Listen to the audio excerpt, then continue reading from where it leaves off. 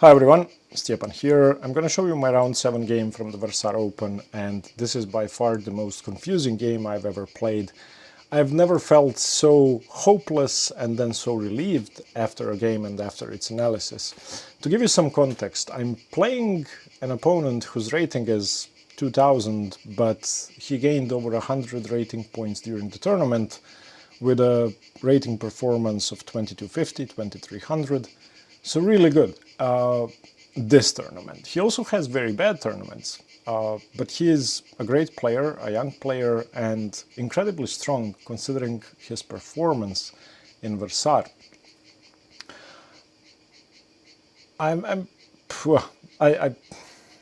This is going to be a very interesting game to watch. I don't think I've ever played a more interesting game or a more instructive game, and I think out of almost 400 games that I've shown on the channel, this is the only one that deserves to be in, opening books and strategy books.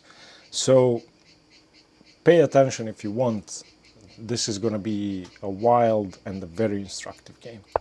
So I started with d4, my opponent played d5, c4, e6, we have the queen's gambit declined, and after knight c3 my opponent played bishop e7, so we have the Charousek with bishop f4.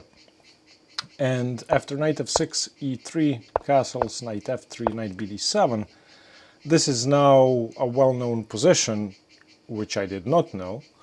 The main move here is c5, which I was completely unaware of. I don't really have a lot of experience in the queen's gambit declined with bishop f4 lines, but the line goes c5, I know it now. Knight h5, bishop d3, knight f4 takes, b6, b4, and so on. And this is supposed to be slightly better for white. As I said, I didn't know that, and I didn't really mind going into an IQP position, so I played something slightly inferior, which, is just slightly worse. Bishop d3, and now my opponent takes on c4, I take back, they go c5, I castle, and they isolate my queen's pawn. However, this to me seemed like a very promising IQP position, because I'm going to have knight e5, my opponent's going to have to go knight b6, knight bd5, and my bishop, although oddly placed on f4, could be very useful on the g3 square. So from here we both played extremely natural moves for an IQP position, so knight b6, bishop b3. The main idea here for white, long term, is to put incredible pressure on f7 and e6. If you can hear crickets, by the way, that's because the wildlife is booming here. I'm sorry about that. Knight bd5 and bishop g3, I have to save my bishop. And now my opponent played b6, which, makes sense. They want to go bishop b7, develop the bishop. There's no better square to do that. So rook e1. And now the pressure is already mounting. Bishop to b7, knight e5. At this point, the position for black is equal according to the engine, but I think it's very hard to play for black, because even though the knight on d5 is blocking my access to f7, and if I ever take, black has bishop d5 to blunt my bishop, the pressure is mounting. And here he played something that I was really struggling to understand during the game. I still don't fully understand it, and I still don't know why he played it. He played the move a6. Now, first of all, that may be preparing b5, which I don't understand. I don't understand why you would like to play b5. Secondly, it prevents knight b5, which isn't something I would like to do, because my knight wants to go to e4. I could have gone knight e4 immediately here. But the purpose of a6, as we're going to see, I played queen e2 and he played b5. The purpose of a6 and b5, although well beyond me, after finishing the game and analyzing the game, becomes really clear and extremely instructive. In many lines where white sacrifices the knight on f7 or the bishop on e6 and has pressure down the diagonal, if there is a rook on c8, then the rook could come to c4, blocking the bishop. And that's a very important theme that could have occurred in some of the lines that we're going to see. Furthermore, this knight could have access to c4 doing the same thing. Okay, I played rook ac1. I was debating between rook ac1 and knight e4, excuse me. Rook ac1. Here, he played knight c3, which is another relatively surprising move to me, but you know, it makes sense. bc3, and now bishop a3. When he played bishop a3, I was so happy, and the move seemed very strange to me. But again, after playing this game and analyzing the game, it makes perfect sense. And that's probably the best move. What does it do? Well, firstly, what does it allow? It allows me to play rook d1, rook d3, and transfer my last piece into the attack. So from a human perspective, this move to me was, I was very happy to see it. But what's the benefit for black? Well, firstly, it weakens the c3 pawn, so in the event of knight d5 and rook c8, my c3 pawn is attacked. If my rook moves away, it's attacked twice. Another important thing, more important than the pressure on c3, is the fact that the bishop has left the e7 square. For example, if the bishop is on e7, black makes a random move. If I ever take, and they take with the king, for example, then, you know, here and here. Now the bishop is pinned to the king, it could be hanging, bishop d6, and the game is over, for example. So bishop a3 also moves the bishop away from e7, which makes any sacrifice on f7 less powerful for white, because there's never this pattern of winning the bishop. So okay, I did play rook cd1, knight d5, okay, attacks my pawn. Again, rook d3, that's the move I want to play anyway. Why wouldn't I play it? Here my opponent played rook c8, which makes sense, puts pressure on c3, and I had a long thing here. Obviously I'm not going to defend my pawn. The only choice, or the only debate I had, was whether to go queen g4 or queen h5. I'm still not sure which move is better. I played queen h5, which the engine approves of. It's one of the best moves. And now look at the pressure on f7. So if my opponent does nothing, let me just give you an example. So say a5. I go bishop h4, misplacing the queen. The bishop really should come back. If the queen moves away to, let's say, c7, then bishop takes d5 is completely winning. Bishop takes d5, let's say, I don't know, bishop takes d5, bishop f6, and it's game over. You cannot take on f6, because if you do, I go rook g3 or rook h3, and I'm completely winning. If you don't take, if you play something like bishop e7, then I just go rook h3, and once again, that's the end of the game. Bishop g7 and queen h6 to follow. So my opponent doesn't really have time for waiting moves, because I'm going to go bishop h4, that's the main threat. And my opponent played the best move, by far. He played knight f6, and within about a minute, I played queen h3, just continuing the attack, and, you know, the c3 pawn isn't attacked anymore. I want to go queen h3 followed by bishop f4, or queen h3 followed by knight f7 or bishop e6. Why don't you pause the video here and try to find the best move? So the best move here for white, and the only sensible move, is queen e2.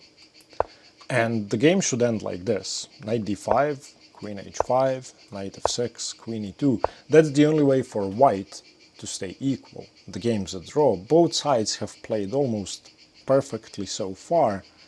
Black must defend with knight d5, and, you know, on knight d5 I have to play queen h5, defending my c-pawn indirectly because of bishop h4. After my next move, queen h3, black is completely winning. Black is so winning that white stands no chance anymore. And the reason for that is very simple. Now black has the move bishop e4, and the move bishop e4 defends everything on the king side, and I have no more attack. I saw bishop e4, I saw it. However, I did not see that there's a way to refute my idea. So my idea was bishop h4, my first idea, bishop h4, bishop d3, and now queen d3. The knight's pinned. I want to go rook e3 and, continue the attack. So let's say bishop e7, rook e3, knight d5, bishop e7 is forced, queen e7, bishop d5, e d5, and now what do? I can go knight c6, maybe? But I couldn't see a clear way forward from here, and I just thought black is better, and black is better. So I ended up not playing bishop h4. I played what I thought was the best move. I should say that knight f7 does not work. On knight f7, rook f7, queen e6, bishop takes d3, queen takes f7, king h8, and I'm completely busted. There's absolutely nothing here. I saw that. So I played bishop takes e6.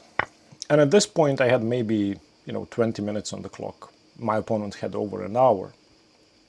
He has to take. Fe6 is the only move. If he doesn't take, then, I don't know what else to suggest. If he takes on d3, for example, then bishop takes c8 is good enough. So bishop e6, fe6, queen e6 check. Obviously king h8 is the only move, rook f7 loses. And now, here was my calculation.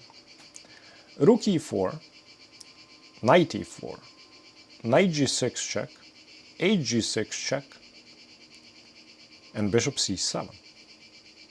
And of course, if queen c7, then rook h3 is mate. Unfortunately, black has queen h4.